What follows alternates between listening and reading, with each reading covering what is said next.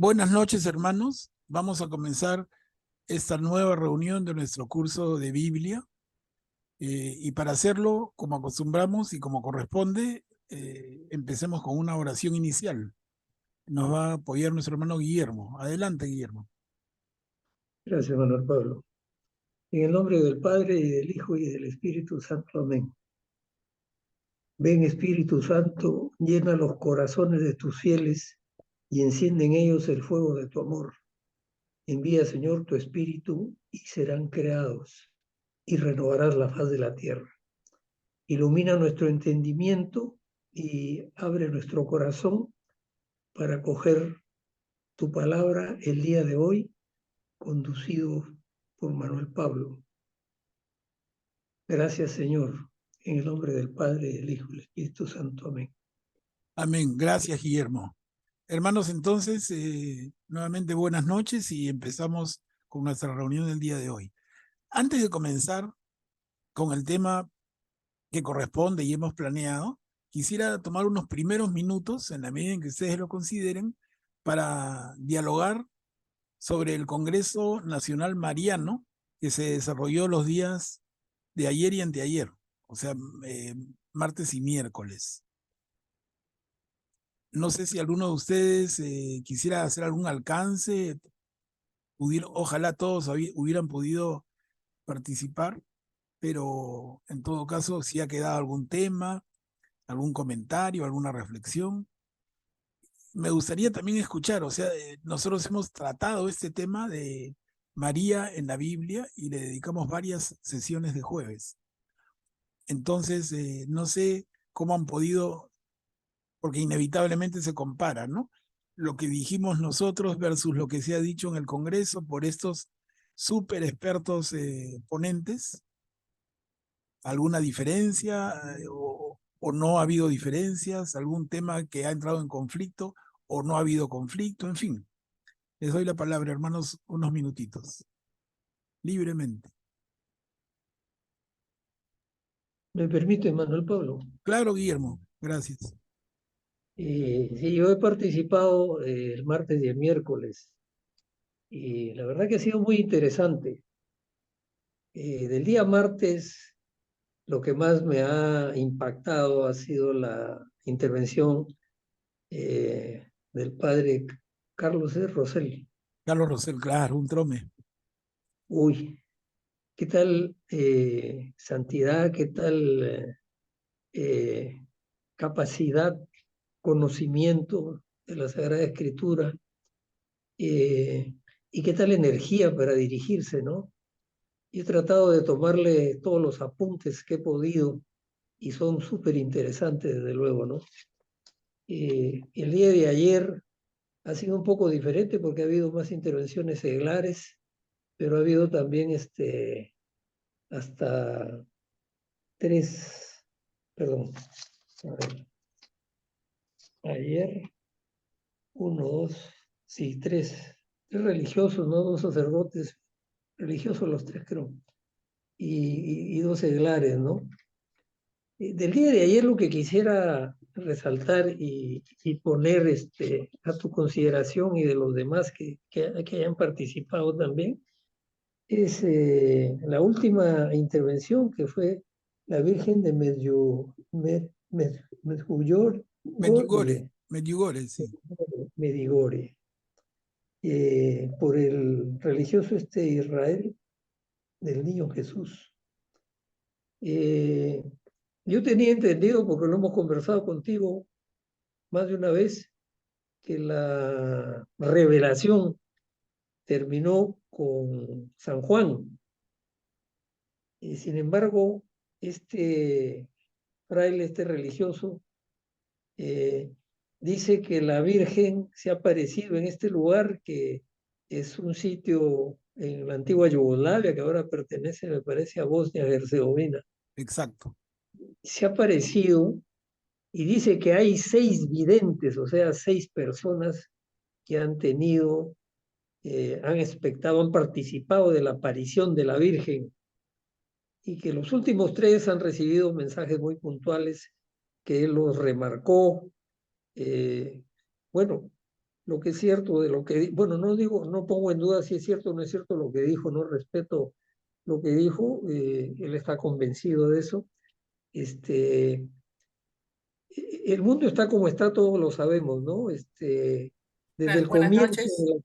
desde el comienzo de la creación es una lucha permanente entre los creyentes y el maligno. Y lo que me sorprendió es de que el maligno le ha pedido al Padre autorización para que le dé un año calendario de carta blanca para que pueda hacer su trabajo. Entonces, eso es un poco, para mí, poco creíble.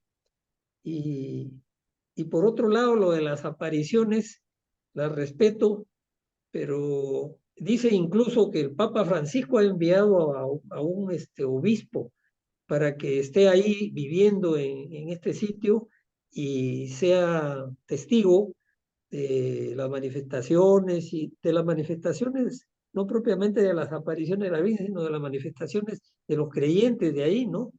Y todo lo que están haciendo por evangelizar. Entonces, eso es lo que yo quisiera comentar, Manuel Pablo. Sí, sí, Guillermo, gracias.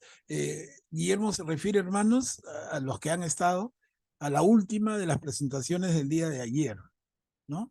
Efectivamente, como Guillermo señala, hubieron algunas frases que yo también un poco me rasqué la cabeza, no muchas, porque realmente, pero algunas. A mí lo que más me llamó la atención, de verdad, y con todo el respeto que se merece el tema, y a toda la gente que es tan fiel a la Virgen, a la aparición de la Virgen en Medjugorje, pero me llamó la atención cuando el sacerdote que expuso el tema repitió varias veces, no solamente una, que este mensaje de la Virgen es el último que va a dar.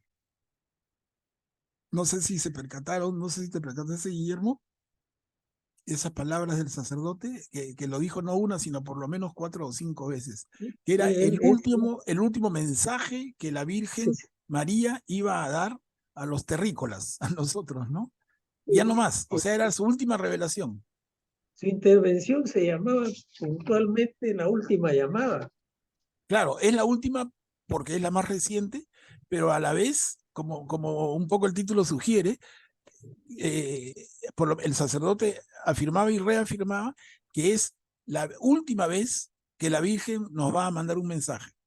Ya no hay más, o sea, ya en el futuro no esperemos ninguna otra aparición, que la de Medjugorje es la última. Eso me llamó particularísimamente la atención, ¿no? Se parece mucho al discurso apocalíptico de algunas otras religiones cristianas no católicas que pregonan el fin del mundo, ¿no? No sé, no quiero comparar para nada, pero les digo lo que personalmente me hacía sentir, ¿no? Esa afirmación tan fuerte de que esta aparición de la Virgen es la última que va a haber de hoy y para siempre. Que la Virgen ha venido a poner la última advertencia, ¿no? Nos ponemos en orden o no hay más, ¿no? Eso combinado con lo que dijiste, Guillermo, de que el tentador le ha pedido al Señor un añito, ¿no? Déjame un año, déjame un añito, ¿no? Entonces son cosas que de verdad no llego a entender bien, pero se respeta, absolutamente se respeta. Y sobre todo porque hay muchísima gente que, que siguen a esta aparición de la Virgen en Medjugorje y son devotas de la Virgen de Medjugorje y se respetan. Y como ya dije antes, estos no son temas que deberían separarnos para nada. Pero para mí, coincido con Guillermo y le añado, ¿no? Que se me hace difícil algunas cositas. No el fondo del asunto, pero algunos añadidos. A mí lo que más me llamó la atención, y lo repito, es esa afirmación categórica del sacerdote expositor cuando dijo que era la última vez que la Virgen venía a la tierra a darnos un mensaje, ¿no? La última. Y tiene pues un sabor apocalíptico que conocemos, ¿no? Bueno, algunos otros comentarios, ¿no?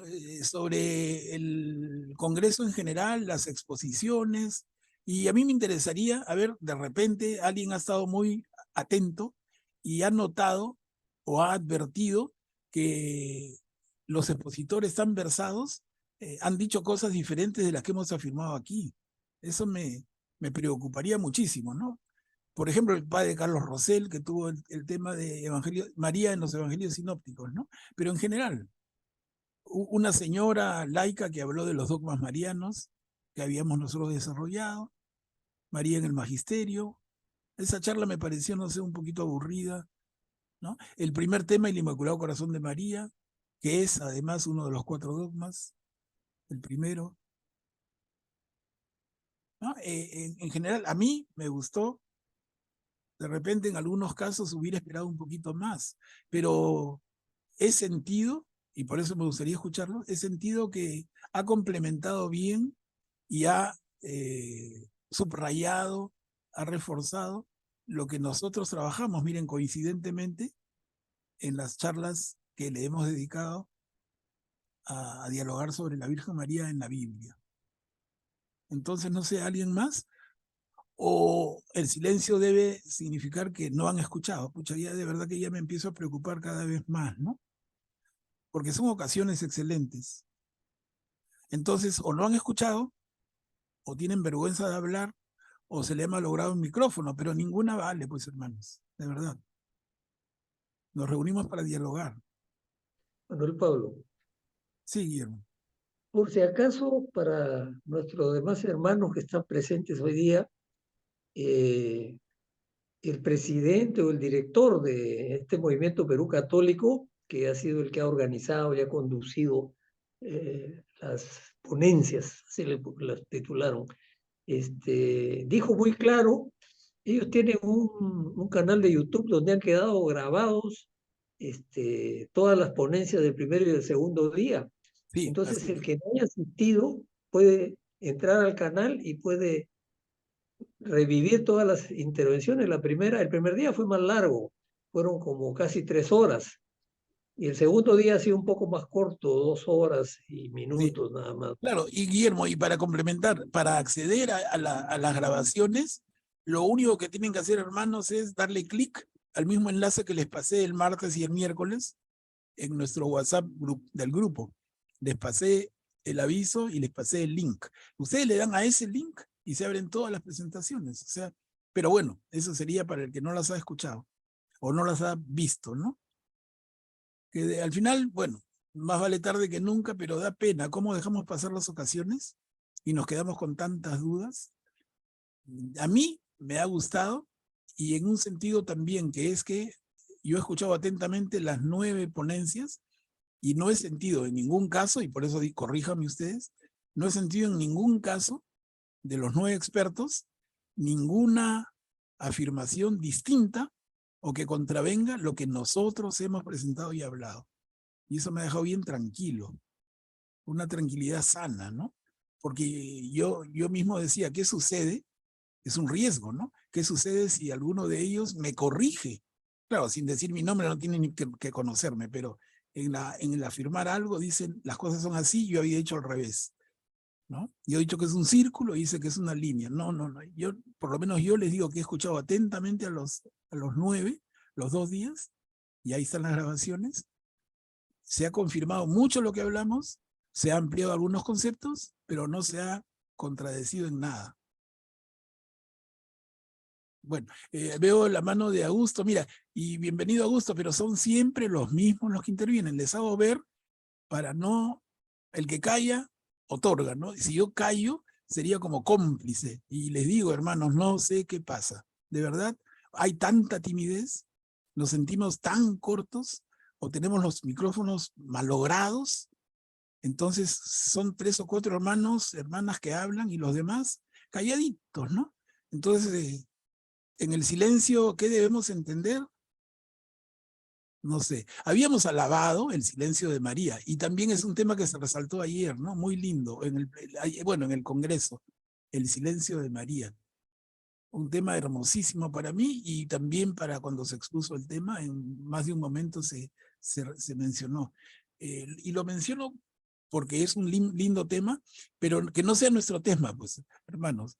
queremos ser como María, pero no en su silencio, no acá, no ahora, ¿no? Bueno, entonces le damos la palabra a Augusto y de ahí a Jorge, que ha levantado su mano también. Sí, solo para comentar sobre la aparición mariana de Medjugorje, que todavía no está aprobado oficialmente por la iglesia, creo que está en investigación todavía. Eso lo dijo el sacerdote ayer, sí. Claro, entonces yo creo que no nos debemos centrar mucho en apariciones marianas no aprobadas, porque incluso en las aprobadas hay gente que morbosamente está centrándose mucho en las apariciones marianas y en lugar de dedicarse más tiempo a conocer las revelación pública, que es la Biblia. O sea, la iglesia dice que una aparición privada jamás va a estar en el rango de la revelación pública. Entonces eso debemos tenerlo muy claro, ¿no? Para que no haya confusiones, porque en estos últimos tiempos gente se obsesiona demasiado con apariciones privadas y con mensajes privados que primeramente nunca pueden contradecir a algo que ha sido revelado en la Biblia. Y generalmente solo sirven para reforzar ciertos puntos que pueden ayudarnos en la fe, sí, correcto, pero no debemos obsesionarnos con las revelaciones privadas. Perfecto, Augusto, yo personalmente coincido con tu opinión, pero una aclaración, que cuando estamos dedicándole unas palabras a la Virgen de Medjugorje, es porque se expuso ayer como último tema, entonces ha sido el tema de cierre de los 2 días de Congreso. Y entiendo que por eso surgió en el comentario de Guillermo, yo lo reforcé, pero efectivamente, ¿no? El Congreso se cerró con una exposición de un sacerdote sobre esto. Ahora, en general se dejó muy claro algo que nosotros ya hemos conversado, y por favor, ¿no? Y es en la línea de lo que Augusto también comenta. Lo central para nosotros es la revelación que está contenida en la Biblia, y estas apariciones de la Virgen, que es en todos los casos, como dijo el sacerdote que expuso, en todos los casos no son, él dijo, no, padre, decía él, me preguntan, padre, ¿cuántas vírgenes hay al final? Y el padre un poco como agarrándose la cabeza, ¿no? Hermanitas, hermanitos, la respuesta, por favor, para todos, es una sola Virgen y es la Virgen María, en diferentes apariciones, en diferentes lugares, y normalmente el nombre que recibe, la Virgen de Fátima, porque es la Virgen María que se apareció en tal tiempo en Fátima, la Virgen de Lourdes, ¿no? La Virgen de Medjugorje. Ahora, también lo dijimos nosotros, y ayer se dijo, y es que del grueso de, entre comillas, apariciones, revelaciones particulares de la Virgen, la mayoría no están aceptadas por la Iglesia. Son solo 9 las que están aceptadas, entre ellas Fátima y Lourdes, entre las 9. ¿No? Hay algunas, por lo menos 2 o 3, que seguramente nunca habíamos escuchado, ya lo vimos. Pero entonces el grueso, la mayoría de las revelaciones particulares o apariciones de la Virgen, la mayoría todavía la Iglesia no las acepta. Y en algunos casos las ha rechazado por fantasiosas. Pero finalmente, y eso yo quiero por favor así, para ser claro, finalmente la posición de la Iglesia es la más inteligente. ¿Y cuál es? En palabras que no son exactas las que yo digo, pero la posición de la Iglesia es: nosotros no fomentamos el culto a esas apariciones, pero tampoco lo negamos. Si esto es un medio para que fieles se acerquen a la Iglesia, si ese es un medio para que mujeres y hombres de nuestro tiempo se acerquen a la Iglesia y crean en Jesús, vale la pena. Entonces, no es que si yo hablo como Iglesia, no es que lo promuevo, pero no lo niego. Si eso sirve para alguien bien, y sirve para muchos, bienvenido. Si la persona X, dama o caballero, se acerca a la Iglesia más por una imagen de la Virgen que por el propio Jesús, es un medio. Y esos medios no se rechazan nunca. Porque finalmente, digo, en la inteligencia de la Iglesia, la idea es acercar a la gente y se vale de diferentes medios, ¿no? Entonces, estas apariciones de la Virgen son medios.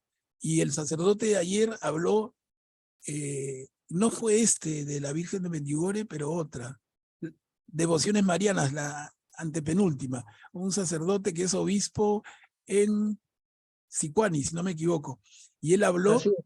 ¿no? Y habló de la Virgen de Chapi, habló de la Virgen de Cocharcas, habló de la Virgen de la Puerta, habló de la Virgen, etcétera, etcétera, etcétera, que incluso son apariciones no aceptadas todavía por la Iglesia, tampoco rechazadas. Pero él mismo lo volvió a decir, ¿no? ¿Cuál es la posición de la Iglesia ante la Virgen de Chapi, ante la Virgen de la Candelaria, ante la Virgen de la Puerta, ante etcétera, etcétera? Y es, si ellas son un medio para acercarte a la Iglesia, bienvenido a ese medio, hermano, no se rechaza. Ahora, lo que sí se puntualiza es, por favor, nunca por nunca, que esa devoción a María a través de alguna de sus advocaciones, que esa devoción no reemplace nunca por nunca la figura de Jesús. Jesús es Dios hecho hombre, quien trae el mensaje de la salvación, quien da su vida para nuestra salvación. Y a Jesús lo tenemos en la revelación, como decía Augusto hace un rato, ¿no? En la revelación que es recogida en la Biblia. Es la revelación formal, oficial, que nadie discute. Y todo lo demás son medios. Todos los demás son medios que si te acercan a la Iglesia, excelente. Pero nunca que sea que reemplacen al verdadero actor principal. El actor principal en esta serie se llama Jesús, Jesús de Nazaret, Jesús el Cristo. Todo lo demás que nos acerque a Jesús, bienvenido sea. Pero con esa claridad, y es lo que yo un poco les había tratado de compartir, pero allí, entre el día martes y el miércoles en este Congreso Mariano, se ha reforzado muchísimo, ¿no? Bueno, teníamos también la mano de, a ver, Cuchi. Adelante.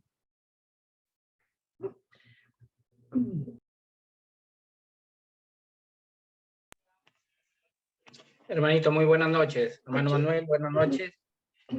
Jorge. ¿Quién va a hablar? Sí. Jorge, ¿no? Sí, hermano. Bien, el día martes el padre, pues no, a son de broma, comentaba, pues no, que en los años de Jesús los cristianos lo mataban los leones. Y hoy en nuestra actualidad, pues matan a los cristianos nuestras reuniones. Entonces no sé en qué sentido, pues no, el reunirnos está alejando a los hermanos cristianos o a los hermanos católicos. Y la otra, pues es de que también dijo, pues no, que si viene Jesús nos encuentra reunidos, pero no unidos. Entonces, ¿en qué sentido, pues no, podemos unirnos más justamente en estas reuniones que son eventos, digámoslo así, o asambleas o sesiones que hacemos justamente para unirnos, ¿no? Para unirnos hermanos católicos y compartir la palabra del Señor, ¿no? Entonces quisiera, hermanito, ¿cuál es el sentido, pues, o en qué aspecto o lo dijo el padre, de qué manera, si podría explicármelo usted? Gracias. Jorge, mira, no, ¿en qué sentido lo dijo el padre? Habría que preguntar al padre, ¿no? Yo no podría ser el intérprete del padre. Ahora, yo tengo una opinión particular, ¿no? ¿Cómo dijiste las palabras? A los primeros cristianos lo comían los leones. Y a Lo los mataban los leones y a los cristianos de nuestra actualidad lo matan las reuniones. Sí, es una frase muy Muchas graciosa. reuniones, Claro, mira, decir. más que muchas, Jorge, más que muchas reuniones, el sentido es muy simpático y a la vez profundo, ¿no? Porque ¿qué sucede en muchas reuniones católicas? Que es como que vamos con un ungüento para frotarnos las heridas y nos frotamos el uno al otro y nos vamos un poquito reconfortados. Pero ¿realmente estamos profundizando en la palabra del Señor? ¿Realmente estamos transformando nuestra vida? ¿Realmente estamos asumiendo compromisos?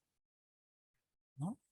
Entonces, en ese sentido, también yo recibo como que convoco a esta reunión de los jueves, yo recibo también un poquito como dicen, al que le caiga el guante que se lo chante, ¿no? ¿Por qué? Porque estas reuniones, no digo para todos, pero para algunos podrían estar haciendo ese efecto calmante. Mira, a mí no me gusta intervenir, No, esta es una reunión para dialogar, pero yo no abro la boca. Yo quiero escuchar, porque me encanta escuchar. Pero no se trata de eso, ¿no? Se trata de intervenir con valentía, aclarar las propias dudas, exponer algún punto de vista, si no estoy de acuerdo decirlo, si quiero por favor una aclaración pedirla, pero el silencio es un poco caer en ese juego que criticó el sacerdote, ¿no? Que a los primeros cristianos los mataban los leones y a los actuales los matan las reuniones. En ese sentido, como que la reunión podría tener, si es que está mal llevada, podría tener ese efecto de analgésico, de ungüento. Me golpeo la rodilla, entonces frótate la frotación Charcot, era en mi época de deportista joven, frótate la frotación Charcot y se te va a ir el dolor. Ponte el Irudoit y no te va a salir la inflamación. Entonces no queremos que nuestra reunión sea Charcot ni Irudoit, ¿no? Queremos que sea de la mejor y profunda cirugía, que transforme nuestra vida y que transforme nuestro ser cristiano. Pero entonces, cuidado, ¿no? Que no sea que nos coman los leones, sino las reuniones. En ese sentido, Jorge, que yo lo entiendo. ¿Y la otra que observaste cuál era? Sí, que hizo mención a de que si nuestro Señor Jesucristo llegara en la actualidad, nos encontraría así reunidos, pero no unidos. Claro, bien, Jorge, gracias por hacernos recordar también eso. Y es un poco en la misma línea, ¿no? ¿No? Es en la misma línea. Nosotros nos reunimos en nombre de Jesús, pero realmente, y como hemos hablado en tantas reuniones anteriores, cuando veíamos el Evangelio en sus 4 acercamientos, el de Marcos, el de Mateo, el de Lucas, el de Juan, es que realmente escuchar y leer esa palabra nos reconforta, nos tranquiliza, nos alivia, pero ¿realmente nos compromete? ¿Realmente nos cambia? ¿Estamos unidos entre nosotros y unidos con Jesús? Creo que la reflexión vale, ¿eh? Ambas tienen que ver y ambas son profundas y ambas son como una pequeña cachetada cariñosa, fraternal, pero como diciendo reacciona hermano, es eso, ¿no? Excelente que lo hayas traído para aprovecharlo, porque nos cae a todos siempre. Nos cae a todos. ¿Cuál es tu actitud real en tu ser cristiano? ¿Es de la boca para afuera o también y sobre todo por dentro? ¿Cómo tienes el corazón? ¿Como se le criticaba a los judíos, corazón de piedra? ¿O es un corazón lleno de amor, lleno de gracia? ¿No? Como diría Jeremías, un corazón de carne. Entonces, las preguntas son bien valederas. Acá le damos la palabra a Cuchi. Adelante, Cuchi. Muchísimas gracias. Estoy un poco ronca, espero que se me entienda.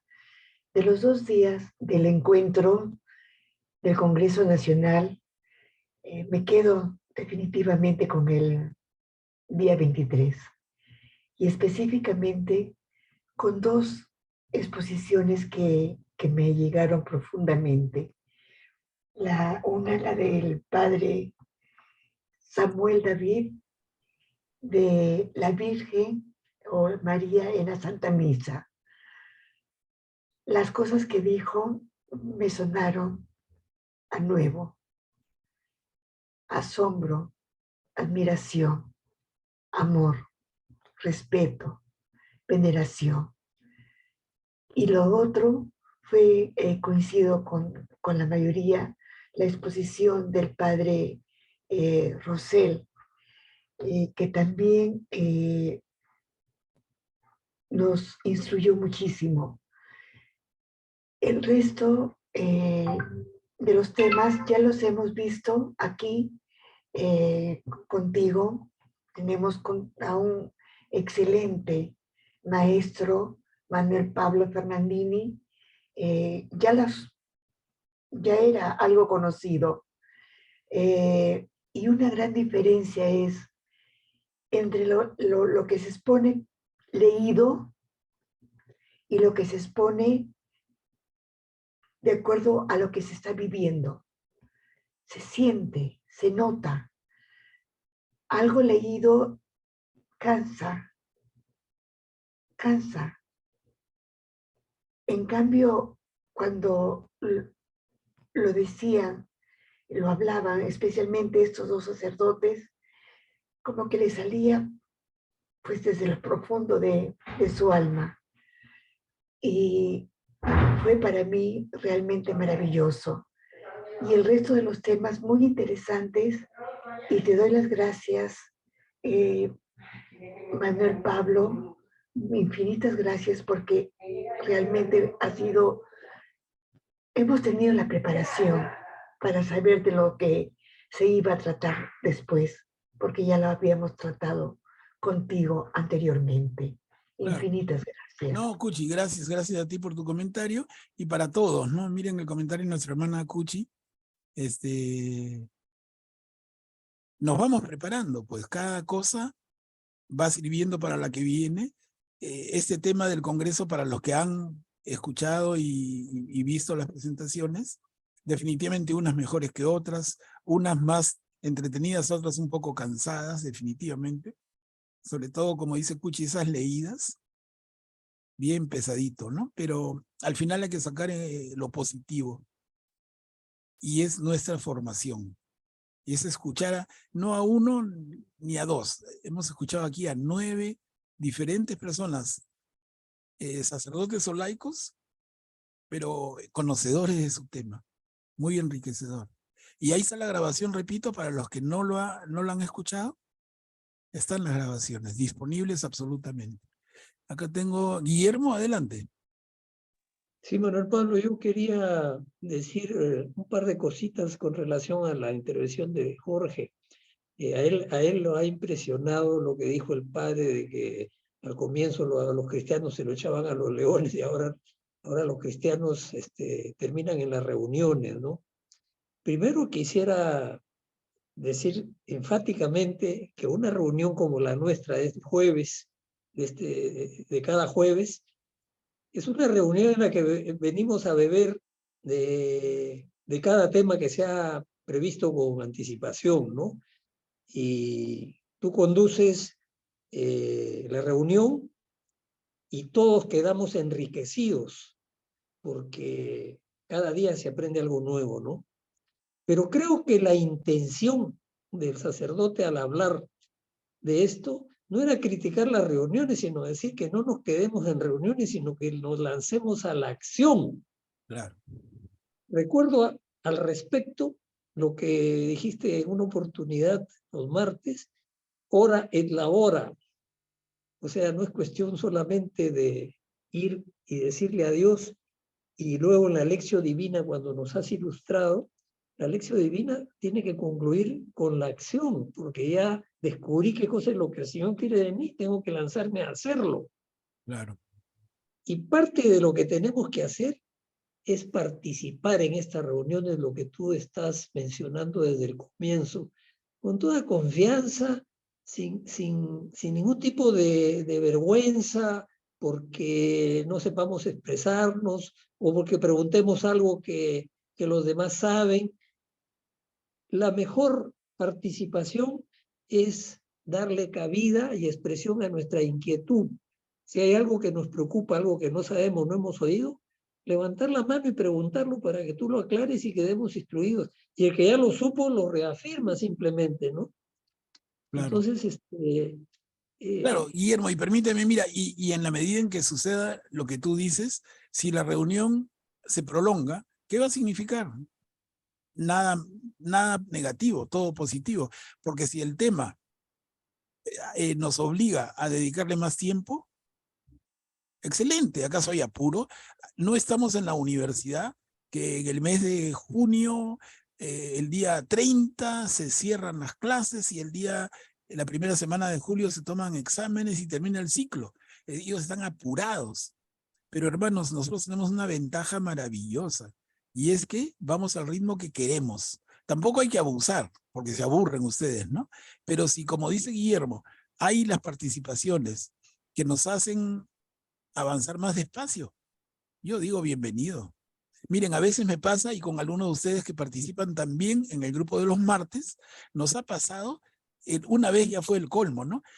leímos una perícopa del Evangelio según Mateo, y la hora y media que duró la reunión nos quedamos en una perícopa. Y en algunas ha sucedido que avanzamos 2 o 3 perícopas y nada más. Como en otras hemos avanzado 8 o 10, ¿no? Entonces, es una ventaja el que no tengamos la presión de terminar. Miren, señores, hoy día es jueves, en tal día, 25 del mes de mayo del año 2023, y el tema es tal y tenemos que terminarlo sí o sí. Entonces yo tengo que decir, ya no más preguntas, que tenemos que terminar. No más intervenciones porque tenemos que terminar. Pero digo yo, en nuestra dinámica eso no existe. Si nosotros nos demoramos 5 años en estudiar un tema, por algo será, ¿no? Si nos demoramos un mes, excelente. Se entiende, ¿no? Tampoco no es que nos quedemos toda la vida en un solo tema, pero si el tema amerita y hay duda, por favor planteen las dudas. Si hay otros puntos de vista, conozcámoslos. Si quieren explicar algo, explíquenlo. Eso es lo más democrático, porque estamos hablando entre cristianos católicos. Tenemos que ser absolutamente democráticos, saber escucharnos, ser abiertos, tolerantes y ayudarnos fraternalmente. Y la respuesta no la daré yo, como ya viene ocurriendo mucho, ¿no? Muchas veces, ante una inquietud, intervienen otros hermanos o hermanas y apuntalan y aclaran más el concepto. Entonces, si esto se da, bienvenido, ¿no? Bienvenido. No tengamos reparos. En ese sentido, Guillermo, muchas gracias. Has reforzado un poco lo que debe ser nuestra regla de juego, ¿no? A ver, Mary, adelante. Yo quería acotar a lo que están diciendo. Yo personalmente soy una persona mayor, la verdad que, como dijo una joven anterior, nunca había agarrado la Biblia, todavía me cuesta, estoy aprendiendo, gracias a usted y a todas las personas que están participando. Momento que no quedo callada porque aprendo de cada uno de ustedes. Entonces, porque me cuesta todavía entender para poder participar, porque quiero también entender un poquito más lo que yo lo leo y poder explicar. Yo vuelvo a leer, a ver sus copias en YouTube para poder seguir entendiendo. Es personal, en mi caso, que yo creo que a muchos les ha de pasar. Si nunca hemos visto solamente el catecismo de primaria, cuando estaba pequeña yo nunca vi más la Biblia, apenas con mi mami, pero que leía y las interpretaciones no había en ese tiempo. Y de la Iglesia Católica siempre hemos escuchado la Santa Misa y nada más. Entonces, a mí personalmente me cuesta bastante, pero me encanta. Estoy ahí, tratando de estar ahí, escuchándolo. Si no he estado un día o 2 días, pero trato de verles las grabaciones, hermano. Yo más bien agradecida, profundamente agradecida por estas clases. La verdad que son muy bendecidas. Personalmente para mí, yo creo que también para muchas personas, pero para mí es bendecida y ¿qué le puedo decir? Gracias, gracias. Y si no entro a veces a hablar porque también soy temerosa, soy un poco miedosa, pero ahí le estoy dando.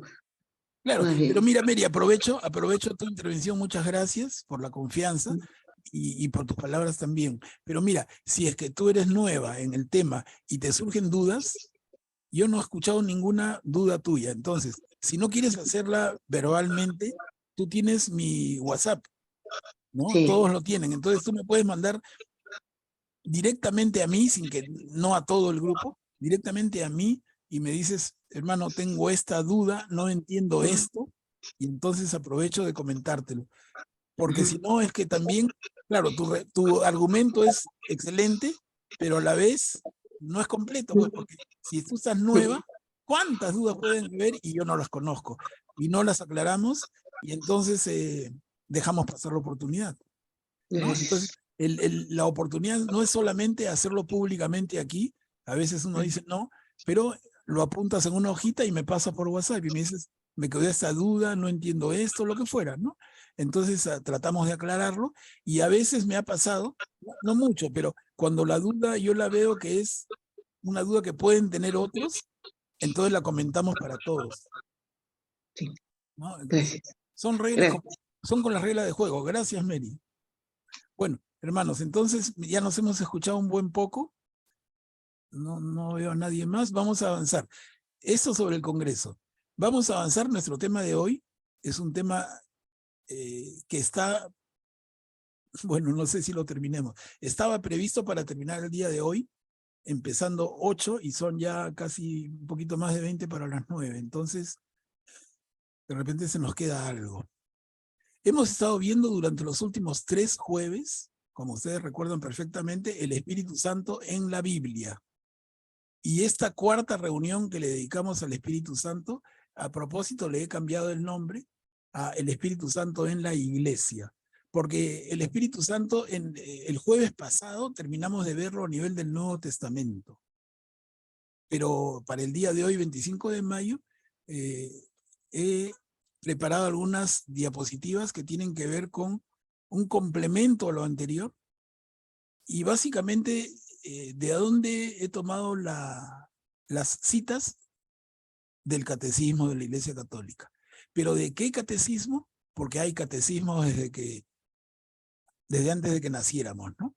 No, del catecismo oficial de la Iglesia, la edición de 1997, que les he comentado varias veces, y que la pueden comprar en cualquier librería católica.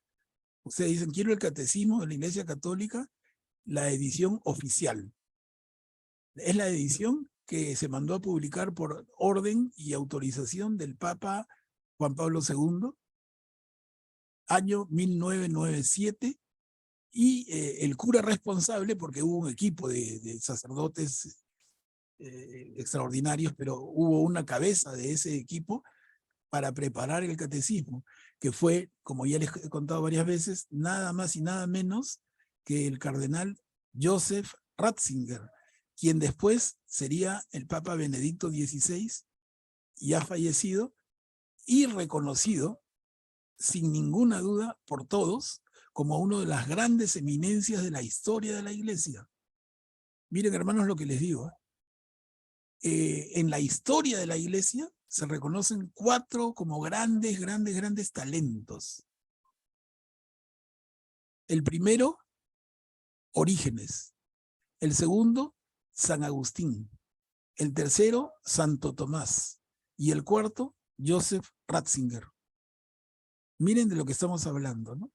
Las 4 más grandes eminencias teológicas en la historia de la Iglesia Católica. Orígenes, San Agustín, Santo Tomás y Joseph Ratzinger, Benedicto XVI. Pero no como papa, no, como sacerdote y obispo, ¿no? Como teólogo absolutamente conocedor. Es una maravilla el cerebro y la capacidad de reflexión y de análisis de Joseph Ratzinger. Entonces, tenemos esos 4. Bueno, Joseph Ratzinger lo mencionaba entonces porque es el quien presidió el equipo a quien Juan Pablo II encomendó la preparación de ese catecismo, que se llama ahora versión oficial, año 1997, y es un libro que todos debiéramos tener, así como tenemos una Biblia. Es la fuente de consulta absoluta para toda duda sobre el tema de la doctrina católica. Ahí está todo. Y de repente dedicamos por lo menos una reunioncita próxima a presentar el catecismo, porque para algunos es conocido, para otros no. De repente valdría la pena una sola sesión breve en la que nos dediquemos a hablar qué hay en el catecismo, cuántas partes tiene y qué hay en cada parte. Y nos va a sorprender la armonía y la inteligencia con la que está preparado, ¿no? Para adelantar nada más, el catecismo tiene solo 4 partes. 4, no hay 8, 10, 15, 4 partes. ¿Y cuáles son? Ya empezamos, no, ya lo veremos, ¿no? Lo veremos en una sesión que planearemos todos juntos, no para entrar en la profundidad del catecismo, que sería ya dedicarle muchísimos muchísimas semanas, pero por lo menos para presentarlo a nivel de su estructura, de su contenido general, ¿no? Bueno, pero vamos entonces con el tema del Espíritu Santo en la iglesia y nos vamos a apoyar en este catecismo. Y tenemos una primera cita tomada del catecismo en su numeral 189. El Espíritu Santo en la iglesia. Ese título va a ser el que tengan todas las diapositivas, ¿no? Y yo leo esta primera, dice, la primera profesión de fe. Miren, cuando leemos profesión de fe, uno dice, pucha, ya empezaron a ponerse difíciles. ¿A qué se refiere eso? Bueno, hermanos, ese es el credo. El credo. Nosotros conocemos el credo de los apóstoles y el credo Constantino,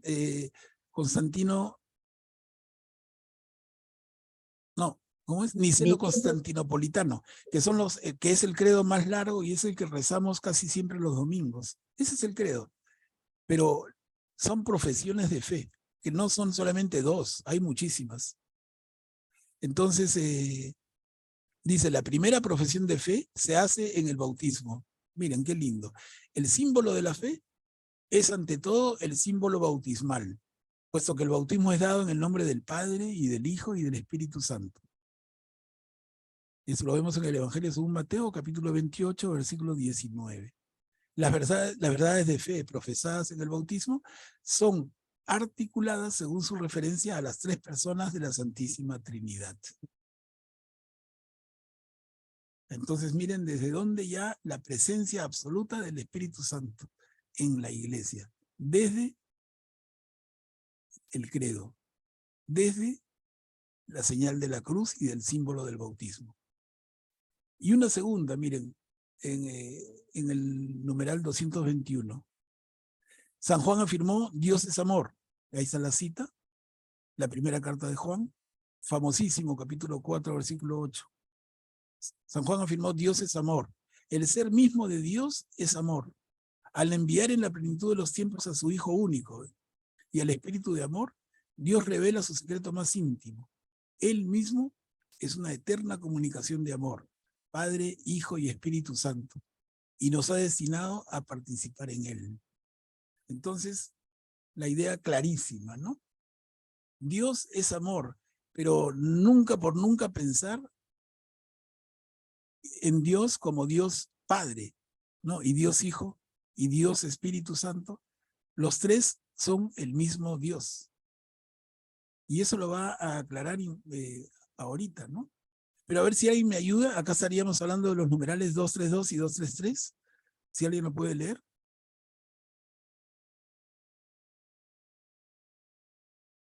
Yo leo. Gracias, Marcelo. Los cristianos son bautizados en el nombre del Padre, del Hijo y del Espíritu Santo.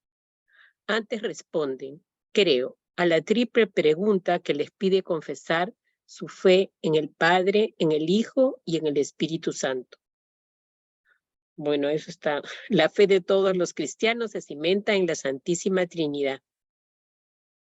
Los cristianos son bautizados en el nombre del Padre y del Hijo y del Espíritu Santo y no en los nombres de estos, pues no hay más que un solo Dios, el Padre Todopoderoso y su Hijo único y el Espíritu Santo, la Santísima Trinidad. Gracias, Marcela. Miren cómo refuerza la idea, ¿no? Y de verdad que ya a estas alturas parecería ya un poco necio, pero no, es bueno que lo veamos. O sea, Dios es uno. Dios es uno. Entonces, los cristianos nos bautizan no en los nombres del Padre, del Hijo y del Espíritu, no, sino en el nombre del único Dios en tres personas. Y esto es difícil de comprender, por supuesto. Y justamente esto es lo que da pie a lo que es un dogma en nuestra iglesia, que es el dogma de la Santísima Trinidad. Así como hay dogmas, por ejemplo, referidos a la Virgen María, y vimos que eran 4. Acá ese es uno de los dogmas del misterio de Dios. Dios es uno y trino. Dios es uno en 3 personas. Y esto lo vamos a seguir viendo porque el catecismo nos va a dar más vueltas a esto mismo. Adelante, Augusto. Sí, me hizo recordar algo, la importancia del bautismo trinitario, ¿no? porque justo conversaba hace unos años con un protestante y él sacaba que ellos no bautizaban trinitariamente, sino en nombre de Jesucristo y se basaba en Hechos de los Apóstoles, que a veces dicen, te bautizo en nombre de Jesús, pero claro, no supe cómo responderle en el momento, lamentablemente. Ahora sí le hubiera respondido que así como había un bautismo joánico, también había un bautismo que le decían de Jesucristo, pero la fórmula bautismal siempre era en el nombre del Padre, el Hijo y el Espíritu Santo, ¿no? Pero bueno, se me pasó esa oportunidad, que algún día pueda responderle, pero la importancia del bautismo trinitario, ¿no? Claro. Bien, Augusto. Pero mira, yo aprovecho para comentarte y comentarles, ¿no? Por lo menos mi punto de vista. Y es que si se te pasó la oportunidad para contestarle, bien, hermano. O sea, ¿por qué buscarle bronca, no? No, que estas Yo no cosas lo sean, veo como bronca, que estas yo lo cosas veo sean, para... no, déjame decirte, que estas cosas sean para reforzar tu fe y para que tengas mucho más claridad tú, no para que tengas argumentos para discutir con los protestantes. Deja a los protestantes ser protestantes y que protesten. Pero la cuestión es Pero que para nosotros, ayudarlos, no, ayudémonos nosotros primero. también, claro. Ayudémonos nosotros primero. Yo veo, te lo digo no por ti, ¿no? No nos conocemos personalmente, pero en general yo veo en algunos hermanos católicos un instinto natural de prepararse para discutir. Pucha, que parece que están buscando la discusión, pero no se trata de eso, no lo digo por Augusto, sino en general como reflexión. No se trata de tener respuesta para contradecir al protestante que esté equivocado. No, hermanos, que estos sean temas que nos aclaren a nosotros, que nuestra fe sea más fuerte y más clara. Y si podemos ayudar a alguien, no es a convertir al protestante a católico, bien difícil, pero más bien a tanto católico tibio que de verdad que es una cantidad grande y como se decía al comienzo de esta reunión, ¿no? Y algunas reflexiones que se tuvieron. Entonces decimos, ¿no? Los cristianos nos bautizamos en el nombre de Dios, que es Padre, Hijo y Espíritu Santo. No en los nombres en plural, pues no hay más que un solo Dios, la Santísima Trinidad. A ver, veamos otro, hay varios de estos. El numeral 234. ¿Alguien puede leerlo? Yo leo. El misterio de la Santísima Trinidad es el misterio central de la fe y de la vida cristiana. Es el misterio de Dios en sí mismo. Es, pues, la fuente de todos los otros misterios de la fe. Es la luz que nos ilumina. Es la enseñanza más fundamental y esencial en la jerarquía de las verdades de fe. Toda la historia de la salvación no es otra cosa que la historia del camino y los medios por los cuales el Dios verdadero y único, Padre, Hijo y Espíritu Santo, se revela a los hombres, los aparta del pecado y los reconcilia y une consigo. Gracias, Carmela. Miren qué lindo lo que ha leído nuestra hermana. Y en la segunda línea hay 3 palabritas, miremoslas. En la segunda línea, el misterio de Dios. El misterio de Dios. El misterio más grande que puede existir. Y dentro del misterio de Dios está el concepto de Trinidad, que nosotros luego queremos explicar con palabras, podemos explicar, ni siquiera podemos entender con nuestro pequeño cerebrito, por muy potente que parezca, podemos entender la realidad de Dios. Por eso es que Dios sigue siendo un misterio para nosotros. Y por eso es que hay muchas cosas fundamentales que aceptamos por fe. Y dice al final lo que he leído Carmela, ¿no? Dice, toda la historia de la salvación no es otra cosa que la historia del camino y de los medios por los cuales el Dios verdadero y único, Padre, Hijo y Espíritu Santo, se revela a los hombres, los aparta del pecado y los reconcilia y une consigo. Y esa revelación de Dios a los hombres es la que se recoge en la Biblia y que se cerró en el primer siglo con el Evangelio según Juan. Miren, siempre reforzando los conceptos básicos que tenemos que tener, porque esto es casi como la base de la teología católica que tenemos que tener clara. A ver, otro poquito. El numeral 237.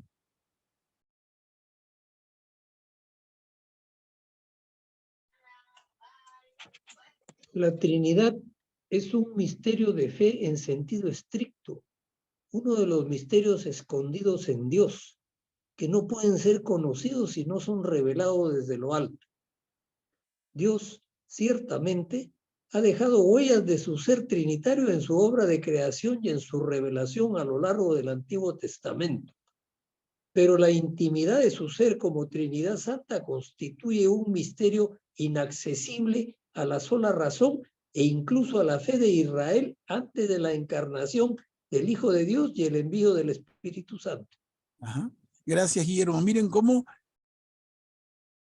tenemos aquí, y yo este material, consciente de que tiene tanto, se los he pasado y ustedes lo tienen en el WhatsApp del grupo para que quien quiera lo pueda descargar y lo pueda imprimir. Miren la riqueza de conceptos para leerlos 1, 2, 3 y 10 veces, para meditarlos, para hacerlos nuestros de verdad. A ver, seguimos. Jorge, adelante. Gracias, hermano.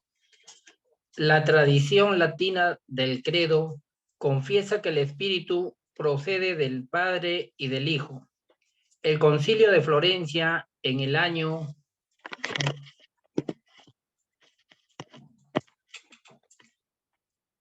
1438 explica: el Espíritu Santo tiene su esencia y su ser a la vez del Padre y del Hijo, y procede eternamente tanto del uno como del otro, como de un solo principio y por una sola expiración. ¿Y por qué todo lo que pertenece al Padre, el Padre lo dio a su Hijo único, al engendrarlo a excepción de su ser de Padre? Esta procesión misma del Espíritu Santo a partir del Hijo, la tiene eternamente de su Padre que lo engendró eternamente. Gracias, Jorge. Miren esto que parece un poco difícil de entender. Otra vez, léanlo una y otra vez. Son palabras de conclusión del Concilio de Florencia del siglo XV. Miren ustedes. Y esto es parte de la doctrina esencial de nuestra iglesia.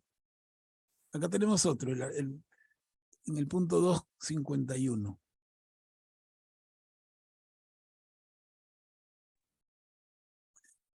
Miren, yo lo leo. Para la formulación del dogma de la Trinidad, la iglesia debió crear una terminología propia. Miren lo que dicen, ¿no? Para la formulación del dogma de la Trinidad, faltaban palabras. La iglesia tuvo que crear términos para el diccionario. Nociones de origen filosófico como ¿qué? Como substancia, persona, hipóstasis, relación. Al hacer esto, no sometía la fe a una sabiduría humana, sino que daba un sentido nuevo, sorprendente a esos términos destinados también a significar en adelante un misterio inefable, infinitamente más allá de todo lo que podemos concebir según la medida humana. Y eso está en el credo, famoso credo del Papa Pablo VI, que ustedes pueden encontrar también, que así como el credo de los apóstoles, así como el credo niceno-constantinopolitano y varios otros, tenemos un credo el credo de Pablo VI, que tiene varias páginas, muy lindo. A ver, y avanzamos otro poquito, miren, en el punto 495. ¿Quién puede ayudar?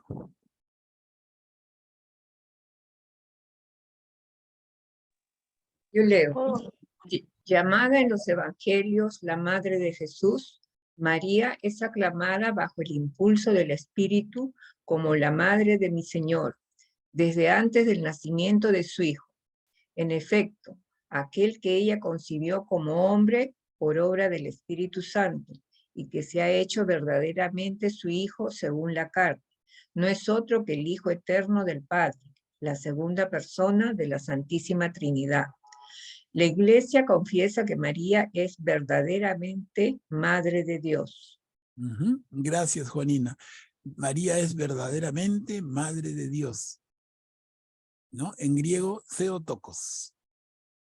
Y esto venía dando vueltas y vueltas y vueltas en la iglesia, pero finalmente el tema ya queda como con un sello oleado y sacramentado en el concilio de Éfeso en el año 649.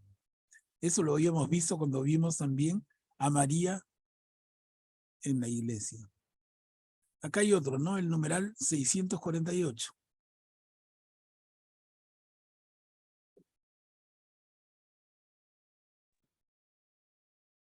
Yo leo. Gracias, Julia. La resurrección de Cristo es objeto de fe en cuanto es una intervención trascendente de Dios mismo en la creación y en la historia. En ella las tres personas divinas actúan juntas a la vez y manifiestan su propia originalidad. Se realiza por el poder del Padre que ha resucitado a Cristo su Hijo y de este modo ha introducido de manera perfecta su humanidad con su cuerpo en la Trinidad. Jesús se revela definitivamente Hijo de Dios con poder según el Espíritu de Santidad por su resurrección de entre los muertos. San Pablo insiste en la manifestación del poder de Dios por la acción del Espíritu que ha vivificado la humanidad muerta de Jesús y la ha llamado al estado glorioso de Señor. Gracias, gracias, Julia. Y a ver, y avanzamos otro poco, en el numeral 691.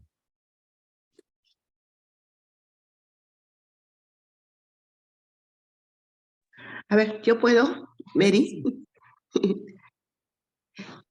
El Espíritu Santo, tal es el nombre propio de aquel que adoramos y glorificamos con el nombre y el Hijo.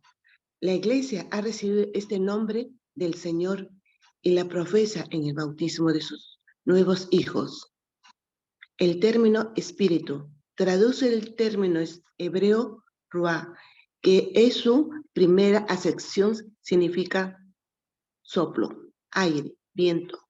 Jesús utiliza precisamente la imagen sensible del viento para sugerir a Nicodemo la novedad trascendente del que es personalmente el soplo de Dios. El Espíritu Divino, por otra parte, es Espíritu y Santo, son atributos divinos comunes de las tres personas divinas, pero uniendo ambos términos, la escritura, la liturgia y el lenguaje teológico designa la persona inefable del Espíritu Santo, sin equívoco, posible con los demás empleos de los términos Espíritu y Santo. Claro, gracias, Mary. ¿No? Clarito, ¿no? Miren, en la cuarta línea, el término espíritu traduce el término hebreo ruah, R-U-A-H, ruah. ¿Y qué significa ruah? Del hebreo al castellano significa soplo, aire, viento.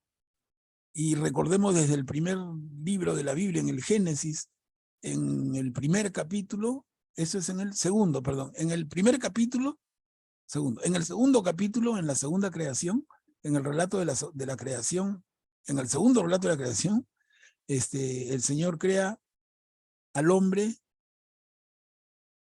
del barro, y cuando está hecho el muñeco, él sopla en el muñeco y le infunde el espíritu, ¿no? Entonces ese soplo, ese aire, ese viento es ruah. Entonces aquí se da la mano el relato traducido al castellano con el original hebreo, que es en el que se escribe el Antiguo Testamento. Y Jesús, nos dice el texto, utiliza esa imagen sensible de viento cuando conversa con Nicodemo, está en el capítulo 3 del Evangelio de San Juan. Y así, ¿no? El Espíritu entonces es el Espíritu de Dios, es el Espíritu de Jesús, es el Espíritu Santo. No son personas, no no son diferentes, es Dios mismo. Es Dios mismo. Y esto es parte del misterio de Dios. No es fácil de entender, pero tenemos que hacer todo el esfuerzo. A ver, avanzamos este poquito al 1066. ¿Quién puede leer?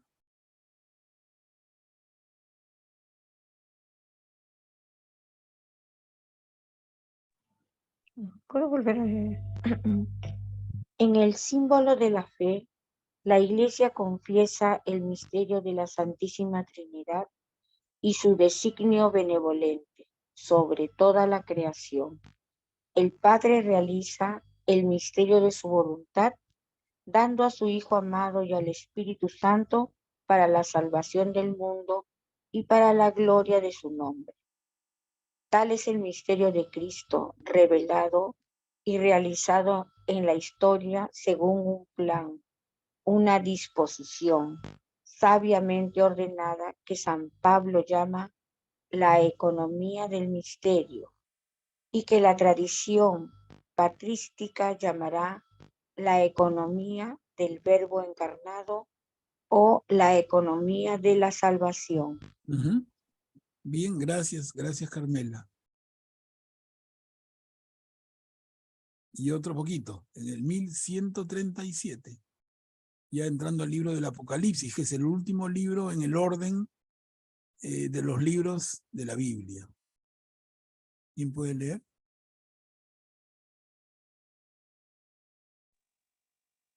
El libro del Apocalipsis, leído en la liturgia de la Iglesia, nos revela, primeramente, que en un trono estaba erigido en el cielo y uno sentado en el trono, el Señor Dios.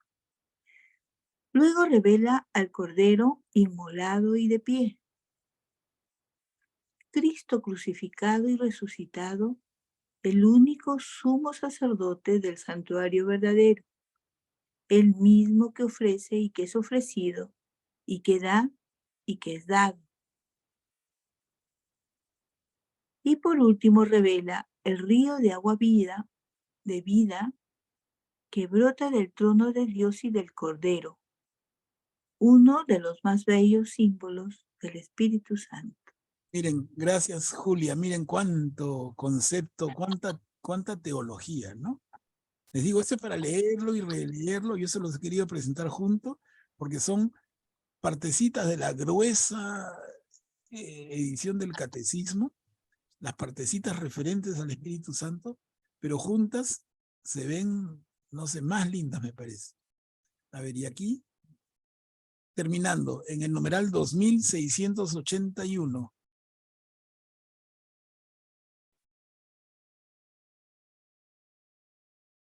Nadie puede decir Jesús es Señor, sino por influjo del Espíritu Santo. La Iglesia nos invita a invocar al Espíritu Santo como maestro interior de la oración cristiana. Miren esta belleza, hermanos. Nadie puede decir Jesús es Señor, sino por influjo del Espíritu Santo, y esta frase es tomada de la primera carta a los Corintios, capítulo 12, versículo 3. Y añade el catecismo, la Iglesia nos invita a invocar al Espíritu Santo como maestro interior de la oración cristiana. Entonces, miren todo lo que hemos leído y que ustedes, repito, tienen a su disposición. Está en el WhatsApp del grupo para que lo impriman los que quieran. Y todo tiene que ver con el Espíritu Santo en la Iglesia, porque es el Espíritu Santo aquel a quien Jesús deja cuando dice, yo me voy y les dejo al defensor, yo me voy y les dejo al paráclito, cuando dice, les conviene que yo me vaya, y ustedes lo han resaltado en el momento que lo hemos comentado, recuerdo perfectamente. Les conviene que yo me vaya porque queda uno, ¿y quién queda? Es el Espíritu Santo. El Espíritu Santo que acompaña esos 2000 años de historia de la Iglesia. El Espíritu Santo que es el que alumbra al Papa, a los obispos y los sacerdotes, y a nosotros los fieles, y a nosotros en nuestras reuniones, y a nosotros en esta reunión. Cuando nos dice el Evangelio, cuando dos o más se reúnen en mi nombre, yo estaré entre ustedes, es el Espíritu Santo el que está entre nosotros. Así de clarito, hermanos. acá tenemos, a ver, yo decía el último, no, este es el último. Al decir Padre Nuestro, a ver quién puede ayudarnos.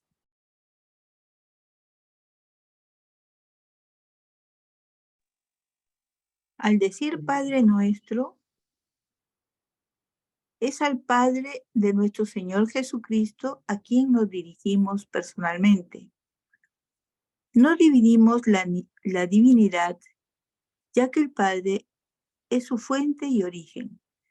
Si no confesamos que eternamente el Hijo es engendrado por Él y que de Él procede el Espíritu Santo, no confundimos de ninguna manera a las personas, ya que confesamos que nuestra comunión es con el Padre y su Hijo, Jesucristo, en su único Espíritu Santo.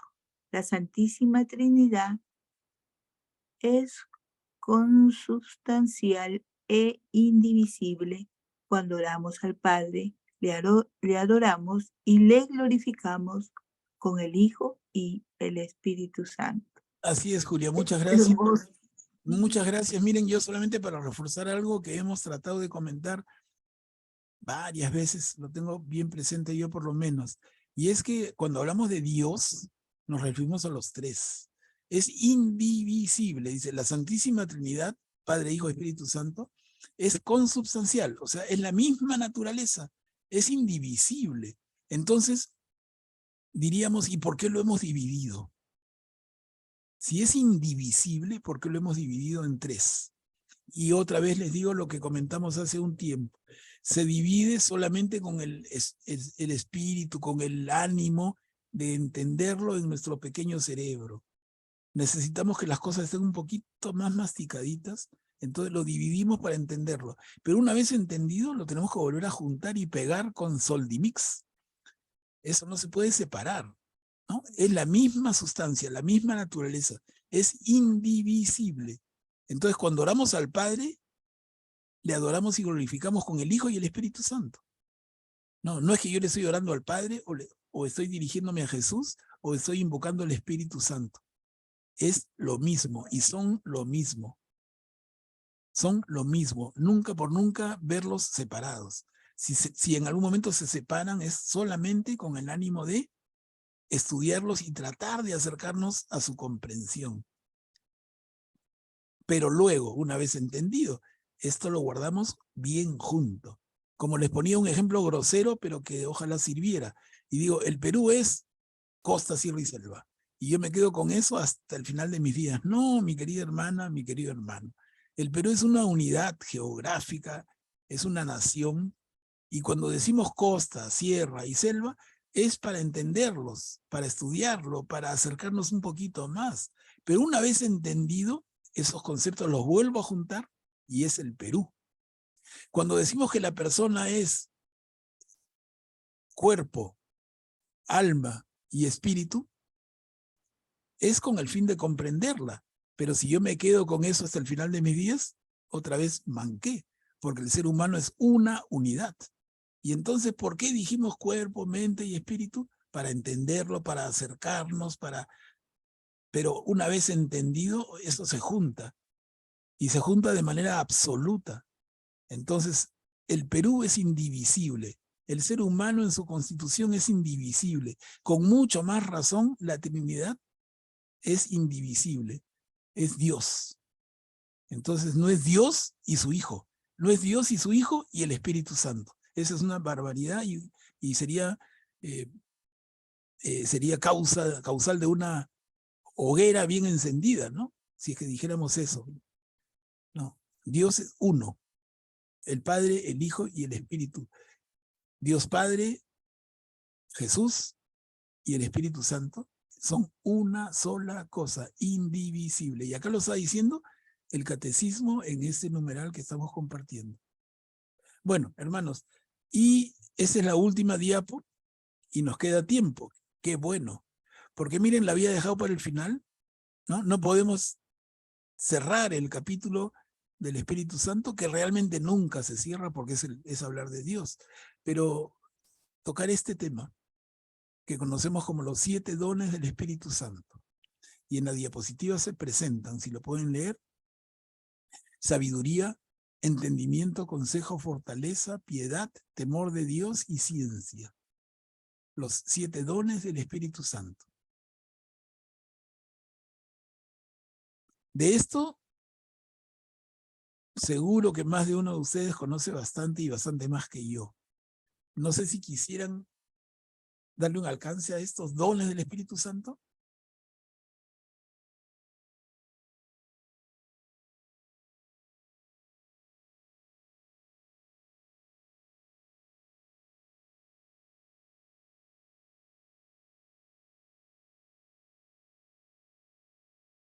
Continúa. ¿Sí? Sí. No, por eso quiero dar la palabra. Si es que quieren alguno intervenir y explicar, dar un alcance a estos dones del Espíritu Santo, les dejo la palabra.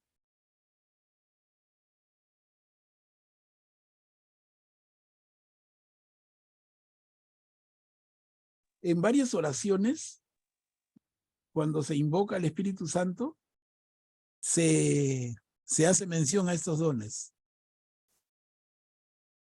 En una de sus cartas, Pablo nos habla de estos dones.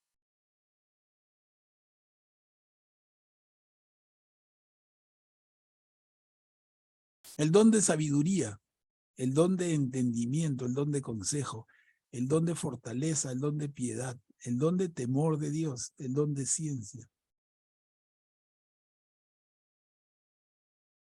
¿Quién puede explicar alguno de ellos? Por favor, toda confianza. La idea es que todos participemos y nos ayudemos. Manuel Pablo. Sí. Bueno, has hablado en forma bastante didáctica y también entendible esta parte del Espíritu Santo. Y realmente que nosotros tratar de entender profundamente esta parte nos llevaría muchos temas, ¿no? Lo vivimos, lo sentimos, sentimos todos estos dones mientras más ingresamos en la parte del estudio de nuestro Señor y sobre todo cuando somos padres, tratar de hacer de nuestras vidas ejemplos, ¿no? Claro. De lo que conocemos. Claro. Y el Espíritu Santo realmente, yo creo que muchos de nosotros hemos tenido experiencias vivas de la grandeza del Espíritu Santo en nuestras vidas.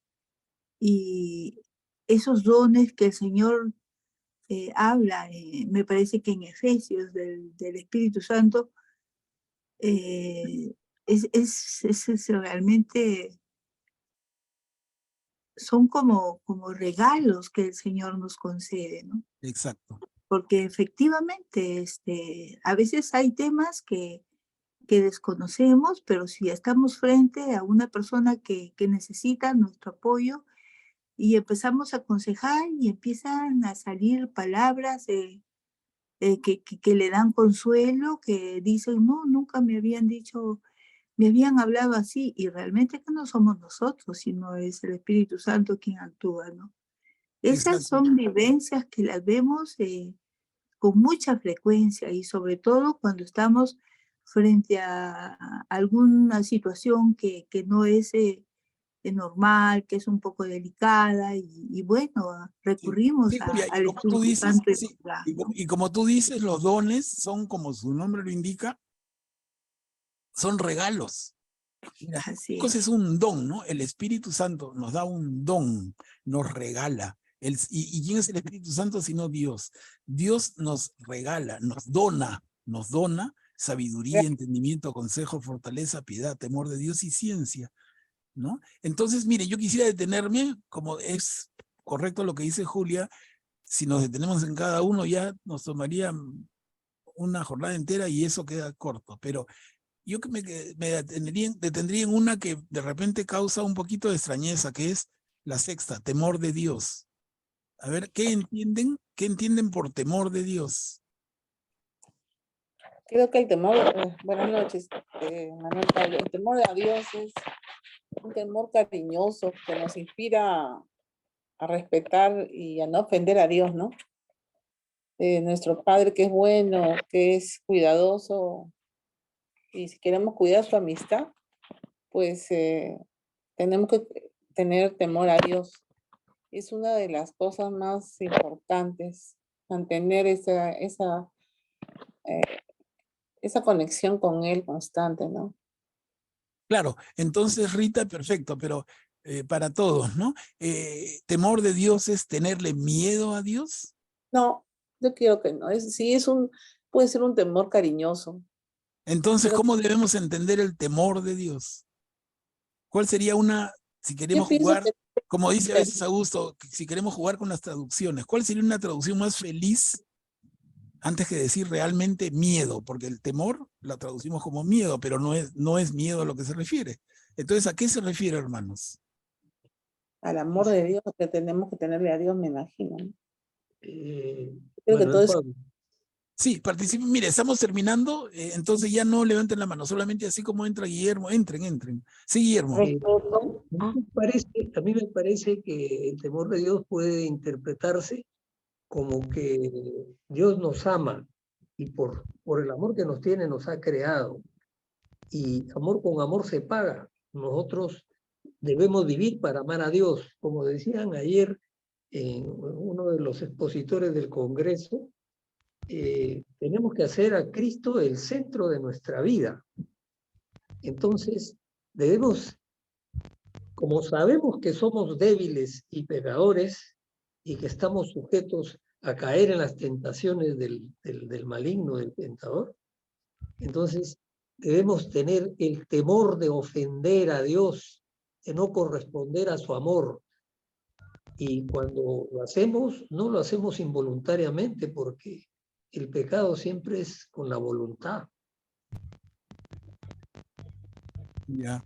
Entonces, ¿cómo quedamos? ¿Qué viene a ser ese temor de Dios? Para ser concretos, ¿no? ¿Es miedo a Dios o qué cosa es? Porque si es amor a Dios, ¿por qué no dicen más claro amor a Dios? ¿Por qué dicen temor de Dios? Carmela, te veo ahí queriendo intervenir. Respeto puede ser. Cumplimiento. Respeto, lo más importante. Ya. Claro. Entonces, referirnos al temor de Dios en un castellano como el que nosotros hablamos en nuestro siglo XXI, significa un respeto a Dios. Entonces, no es el temor no debe entenderse aquí como miedo a Dios, porque ¿cómo le vas a tener miedo a Dios? Lo que sí sientes por Él es absoluto respeto. Reconoces su autoridad y en ese sentido lo respetas absolutamente, ¿no? Pero respeto no es miedo. Respeto es lo que tú sientes por un padre, todos lo tenemos o lo hemos tenido, y ese respeto a tu padre, que no era miedo a tu padre, salvo que fuera pues un feroz, ¿no? Que hay casos, pero no felizmente la mayoría. Entonces, el temor de Dios como un don del Espíritu significa ese respeto a Dios. Esa es la idea, ¿no? Y también quizás, como dijo Guillermo, es un temor a fallarle, ¿no? Pero no un temor a fallarle por una represalia que él te vaya a hacer, sino un temor a fallarle por un amor que le tienes, ¿no? Porque tienes temor a decepcionarlo, temor a... Entonces, quizás vaya por eso que le hayan puesto temor de Dios, pero claro, que respeto sería más acertado, pero quizás por eso le hayan puesto temor de Dios, como Claro, son dijo el palabras, hermano. sí, lo que pasa es que son escritos en otro idioma, en otra cultura, en otro momento, hace tantos siglos, ¿no? Por eso, de todos los 7 dones que todos se entienden, pero ese es el que más, al que más error podría inducir, ¿no? Cuidado con ese temor de Dios que suena muy al mensaje de algunas sectas protestantes, más que a ningún grupo católico, ¿no? Dios te va a castigar y te vas a quemar en el infierno para siempre. Esos son bravuconadas protestantes, pero no es el mensaje de amor que empleamos los católicos, ¿no? En fin, hermanos, como ven entonces, el tema del Espíritu Santo queda aquí, pero no termina, porque tenemos para seguir hablando de él como que es Dios durante todas las reuniones, pero lo tenemos quizá más presente, más clarito.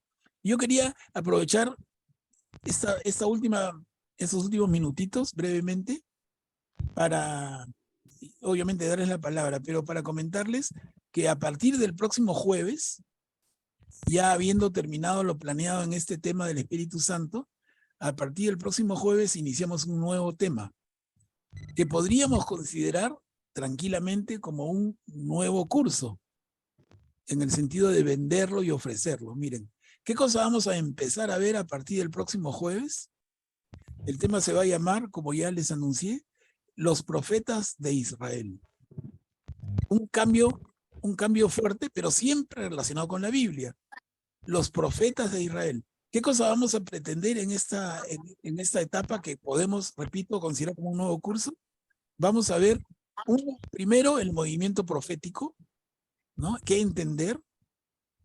¿Qué es un profeta en Israel contra lo que es el concepto de profeta en cualquier otra cultura? No es lo mismo, porque en otras culturas profeta casi igual a adivino, que presagia el futuro, pero en Israel, en la Biblia, ese no es el concepto y lo vamos a ver con claridad. Y entonces, una vez presentado el concepto de los profetas, el movimiento profético, un poco el tiempo en el que se sitúan, ubicarlos, ¿no?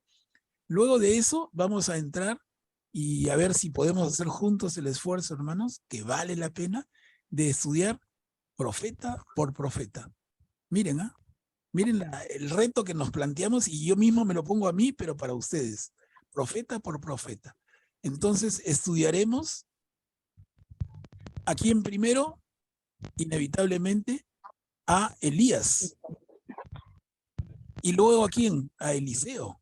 Y ojo, Elías y Eliseo, esos no han escrito nada, no hay ningún libro de Elías, ningún libro de Eliseo, pero son profetas. Vamos a verlos y luego vamos a ver a los 3 profetas considerados como profetas mayores: Isaías,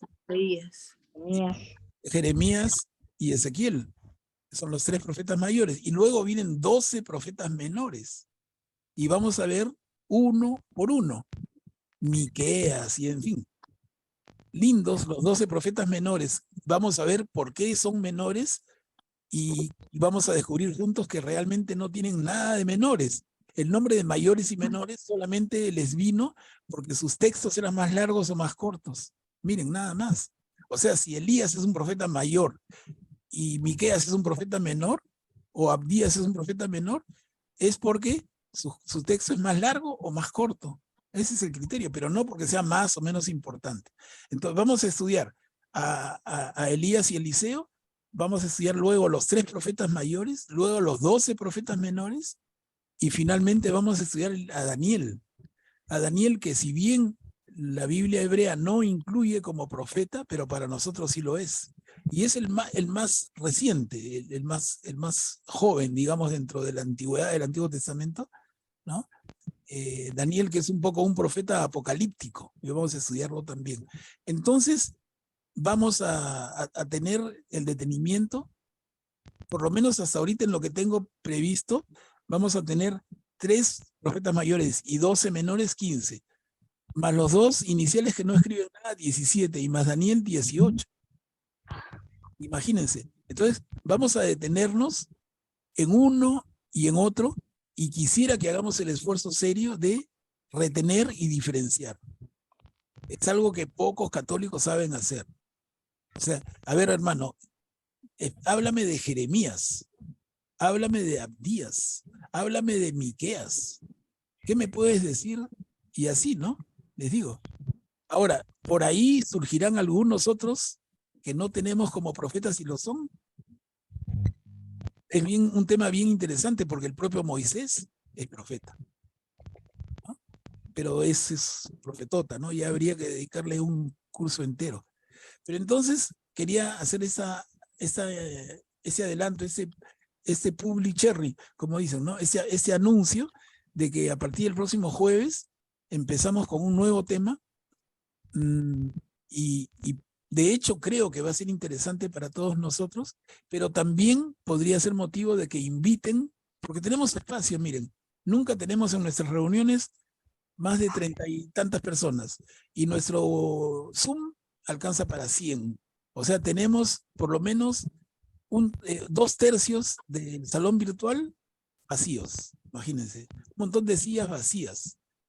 Si ustedes le pasan la voz a amigos, bienvenidos sean, y con ellos no se van a sentir perdidos porque empezaríamos juntos el jueves a estudiar a los profetas. Se dan cuenta que es una ventaja para ellos que recién se sumen, pero también para ustedes, porque seguiremos profundizando en el conocimiento de la Biblia. Ok, entonces no sé si alguien quisiera comentar sobre esto. Jorge, ¿tú? Hermanito Manuel, con respecto al tema, ¿no? Yo quisiera, si me disculpa, hacerle una pregunta. ¿Nosotros recibimos el Espíritu Santo cuando nacemos o cuando nos bautizamos? Mira, el momento formal es el bautismo, pero luego en la confirmación. Y luego en cada momento en que tú tienes un encuentro personal con Jesús. En tu oración, en Eucaristía. O sea, no es una sola ocasión en que el Espíritu Santo llega a ti, ¿no? Entonces se podría decir que la primera vez que recibimos al Espíritu Santo es mediante el bautismo. Es en el bautismo, así es. Ok, gracias, hermanito. ¿No? Y con respecto al temor de Dios, bien, Jesús nos dijo, pues no, que ahora nos llamamos amigos de Jesús, pero siempre y cuando hagamos todo lo que Él nos ha enseñado. Y si hacemos todo lo que Él nos ha enseñado, podemos pedirle al Padre todo lo que queramos. Ahora, con respecto a eso, yo creo que es ese, ¿no? Lo que decía usted, temor a Dios. Si yo no hago todo lo que el Señor me enseñó, si yo paro peleando con mis amigos, si yo paro peleando con mis vecinos, si yo hago daño a alguien, ¿cómo voy a pedirle al Padre si ya nuestro Señor Jesucristo nos ha dicho, pues, ¿no? Que si hacemos todo lo que Él nos enseñó, podamos pedirle al Padre todo lo que queramos. Claro, que Él nos claro, dará. Jorge. Y lindo lo que haces recordar, porque otra vez nos permite recordar las palabras de María. La única cosa que dice nuestra Virgen María en toda la Biblia: hagan todo lo que Jesús les diga, ¿no? Mira, exactamente lo que has recordado de palabras de Jesús son las palabras de María, y son lo que tenemos que tener nosotros como tema clarísimo en nuestro quehacer cristiano. Actuar como Jesús actuó, ser otro Cristo. Y si miramos a María, miremosla en el mejor y más claro de los sentidos. Cuando María nos enseña y nos dice, hagan todo lo que Él les diga. Y cuando María, en estas apariciones de la Virgen, las diferentes, siempre hace esa mención, ¿no? Hace la mención a la necesidad de regresar a Jesús, de regresar a su enseñanza, a su mensaje, a la Biblia, a su ejemplo. Es exacto, ¿no? Pero vamos a ver ahora en el estudio de los profetas otro aspecto. Que les digo, es tan interesante, es bien profundo, y hay que armarse de valor. También por eso lo anuncio, ¿no? Porque tomen doble pastilla de vitaminas para esa parte. Hay que tener fuerza, ganas, buena cabeza. No es un tema light, no es un tema facilito, ¿no? No, los profetas son cosas serias, y entenderlos, y vamos a hacer el esfuerzo, espero todos, de entender a cada uno en su particularidad y poder diferenciarlos. Bien lindo eso. Bueno, hermanos, les agradezco mucho su presencia en esta noche, y les pediría a alguno de ustedes que nos encomiende con una oración de agradecimiento por esta reunión.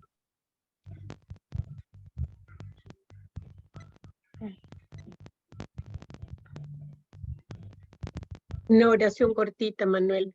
Sí, gracias, Mercy. Maravilloso Padre, al terminar este día me pongo delante de ti para darte gracias por todo lo que hemos vivido hoy, y porque siempre estuviste a nuestro lado, ayudándonos a avanzar. Te ruego que nos des calma en la familia y cubras todas tus necesidades, con la dicha de ver una nueva mañana llena de tu luz. En el nombre del Padre, del Hijo y del Espíritu Con el Santo. Espíritu Santo. Amén. Amén.